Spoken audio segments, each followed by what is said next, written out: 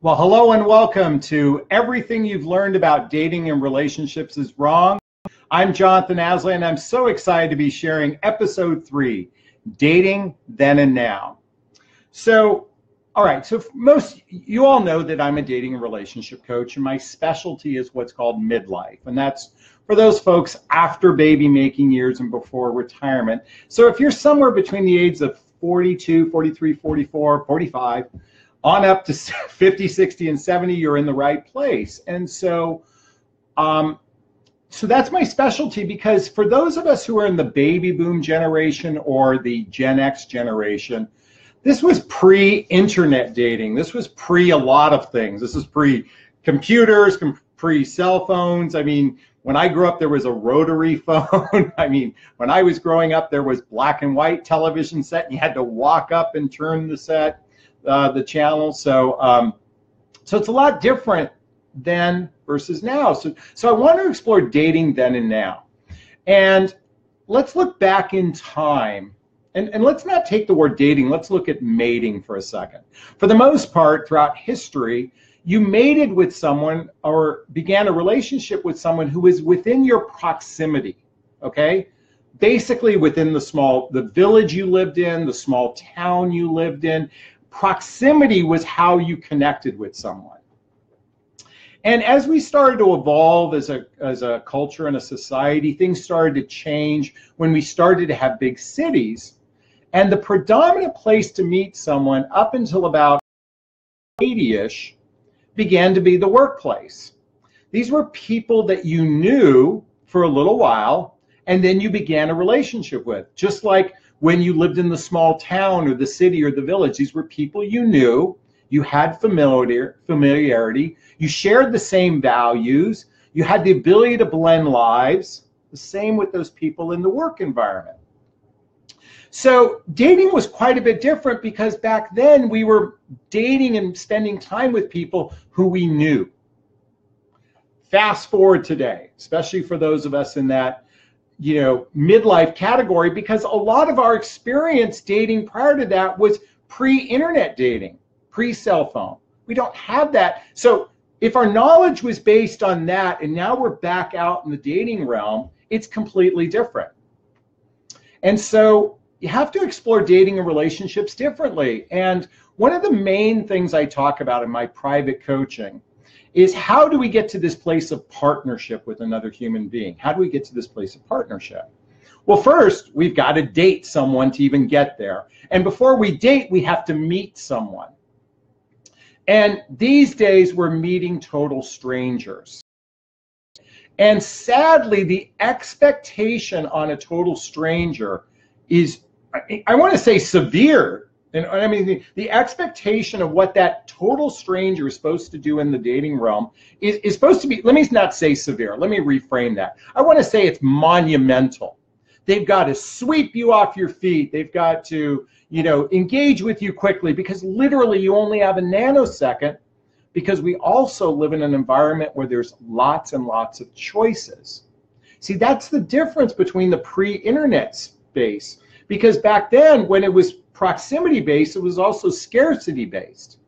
All you had was what was available. Now we have people available from here to Timbuktu with internet dating. Oh my gosh, the long distance dating was never a factor 30, 40, 50 years ago. Now it's the new norm, and basically it's cyber dating and connecting with people. So why this is so important is, I've observed that most people don't know what they're looking for. Let me repeat that. Most people don't know what they're looking for. It was a lot easier in your 20s because it was real simple. The idea of partnership was meet someone, get married, buy a house, make babies, start a family. That was your common goal. Now fast forward to your 40s, your 50s, or 60s, people don't know what their common goal is. And so they don't know what partnership looks like today. For the most part, people are dating with this need for companionship and sex. We want companionship, we want people to do things, and we want sex and intimacy. That's the two driving forces that are putting people out there. It's not the driving force to make babies and raise a family. It might be, and here's the other thing. If you've got your family, they've got their family, a lot of times you try to keep that separate for as long as you can. There's not literally a blending of lives until there's real safety and trust built in within that relationship. So where I'm really going with this goes back to this concept of partnership and why this is so important, because this really helps in determining how you're going to go about dating and choosing someone. And the 4 elements of partnership for those of us in midlife are real simple. We're going to need attraction and chemistry. In fact, it's the first thing we see is attraction and chemistry, because if there's no attraction and chemistry, you never go on a second, third, fourth date. So that's the first thing. The 4th thing is being with an emotional grown-up. Being with an emotional grown-up. Now, why do I state that 4th?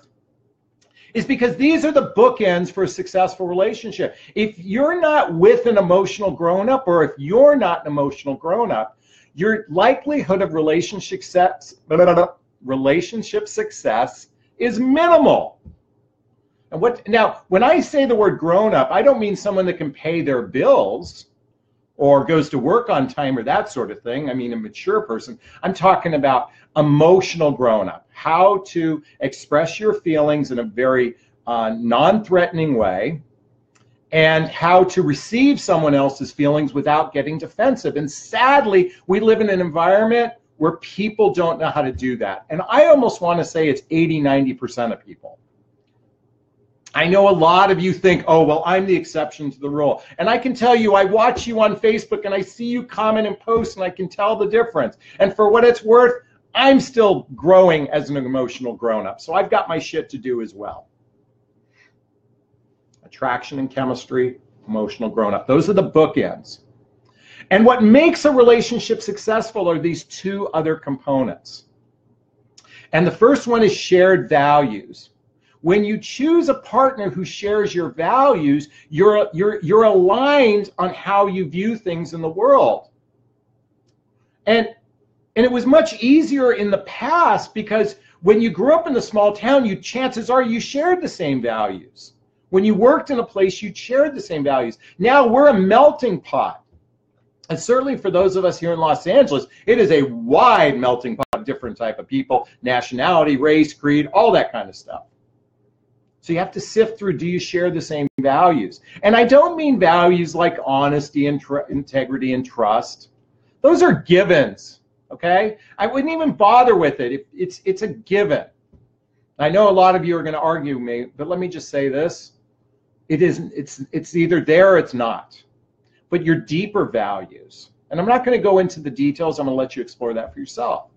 And that 3rd element within the bookends is, can you blend lives?